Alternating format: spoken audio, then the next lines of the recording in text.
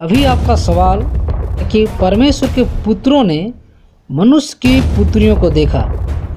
तो परमेश्वर के पुत्रों, ये जो शब्द है ये कौन है, ये सवाल है।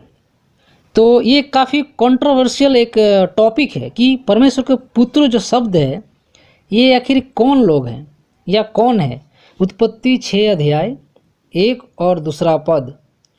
फिर जब मनुष्य भूमि के ऊपर बहुत बढ़ने लगे और उनके बेटियां उत्पन्न हुई, तब परमेश्वर के पुत्रों ने मनुष्य की पुत्रियों को देखा कि वे सुंदर हैं, और उन्होंने जिस जिसको चाहा उनसे विवाह कर लिया। तो सबसे पहले आपको जानना पड़ेगा, यहाँ पर परमेश्वर के पुत्रों, यहाँ पर बहुवचन शब्द है। इंग्लिश में कहने से यहाँ पर जो शब्द है वो है सन्स ऑफ गॉड। ये बहुवचन है, पुरलर है। और आप अगर देखेंगे सन ऑफ गॉड, परमेश्वर के पुत्र, ये जो टाइटल है परमेश्वर के पुत्र, ये केवल प्रभु यीशु मसीह को ही कहा गया है। हम विश्वासियों को परमेश्वर के संतान, चाइल्ड ऑफ गॉड करके कहा गया है, परमेश्वर के संतान। लेकिन सन ऑफ गॉड, परमेश्वर के पुत्र, ये जो शीर्षक है ये केवल, या पदनाम है, ये केवल प्रभु यीशु मसीह को किया गया है। अभी यहाँ पर पुत्र नहीं है, यहाँ पर है परमेश्वर के पुत्रों ने। तभी सवाल है कि ये लोग कौन है। तो ये काफ़ी कंट्रोवर्शियल एक टॉपिक है कि परमेश्वर के पुत्र जो शब्द है ये आखिर कौन लोग हैं या कौन है। तो मुख्य रूप से 3 बड़े बड़े विचारधाराएं पाए जाते हैं इन जो शब्द है परमेश्वर के पुत्र। तो सबसे पहला जो विचारधारा पाया जाता है कि परमेश्वर के पुत्र कौन है, तो number 1, they were fallen angel.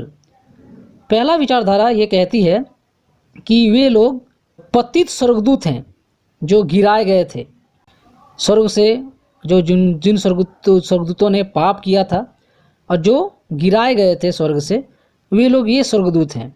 They were powerful human rulers.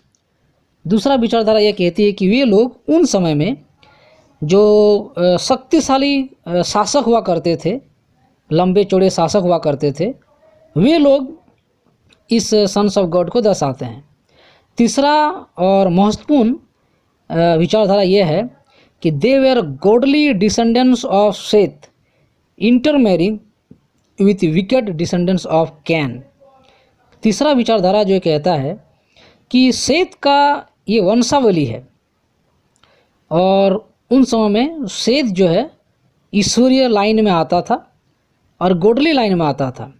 इसीलिए सेथ के जो जनरेशन को यहाँ पर कहा गया है सन्स ऑफ गॉड जो है, ये सेथ के जो वंशावली हैं उनके पुत्रों को यहाँ पर कहा गया है। अभी यहाँ पर 3 विचारधाराएं हैं। आप किसी भी विचारधारा पर आप अपना विश्वास ला सकते हैं। यहाँ पर जो जिस विचारधारा पर मैं फॉलो करता हूँ वो पहला वाला है कि दे वेर फॉलन एंजल्स।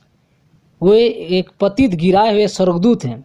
क्योंकि आप जानते हैं, आपको शायद पता होगा कि उत्पत्ति का पुस्तक और उत्पत्ति से लेकर के 5 पुस्तकें का जो लेखक है वो मूसा है। और ये जो शब्द है सन्स ऑफ गॉड, ये मूसा की ओर से यूज किया गया शब्द है और टाइटल है सन्स ऑफ गॉड। और एक किताब जो है अय्यूब की पुस्तक, हम अय्यूब की पुस्तक को भी ज़्यादातर विद्वान लोग विश्वास करते हैं कि उसको भी मूसा ने ही लिखा है। और वहाँ पर भी एक शीर्षक मिलता है जहाँ पर कहता है, अगर आप पढ़िएगा अय्यूब की पुस्तक 1 अध्याय का 6 पद, अय्यूब की पुस्तक 2 अध्याय का 1 पद और 38 अध्याय का 7 पद, ये जो टाइटल है सन्स ऑफ गॉड, ये 3 बार वहाँ पर अय्यूब की पुस्तक में सन्स ऑफ गॉड करके, परमेश्वर के पुत्रों करके वहाँ पर ये टाइटल आया है।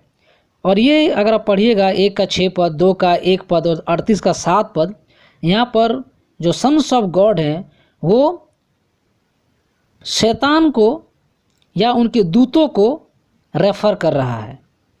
इसके अलावे और कहीं पर भी बाइबल में ये शब्द नहीं मिलता। तो हम इस कंक्लूजन पर पहुंचते हैं कि यहाँ पर जो शब्द इस्तेमाल हुआ है सन्स ऑफ गॉड, ये वो पतित स्वर्गदूतें हैं जो जिसने मनुष्य के पुत्रियों को देखा और वे लोग इंटरमेरी किए और जिसका परिणाम हुए कि वे लोग काफ़ी नेफिलिम और दानव बच्चे जन्म लिए।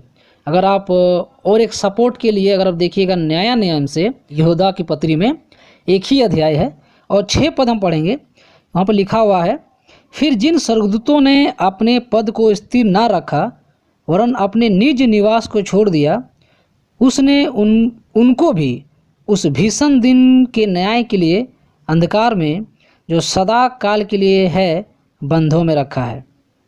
वहाँ पर जिन स्वर्गदूतों ने इस तरह के काम किए, जो इंटरमेरी किए, जिसके कारण उन स्वर्गदूतों को अभी बंद करके रखा हुआ है, उन्हें आज़ादी नहीं है। तो इस बातों को यहाँ पर यहूदा 6 आयत में कहती है। और तो ये बात स्पष्ट होता है कि वहाँ जो शब्द है सन्स ऑफ गॉड, ये पतित स्वर्गदूत हैं और वे लोगों ने जानबूझकर उन्हें स्त्रियों से देखा और उनसे उसका शादी किए और जिसके परिणाम वहाँ पर काफ़ी नेफिलिम और दानव लोग जन्म लिए। मुझे उम्मीद है कि आपका जो सवाल है उसका उत्तर आपको मिला होगा।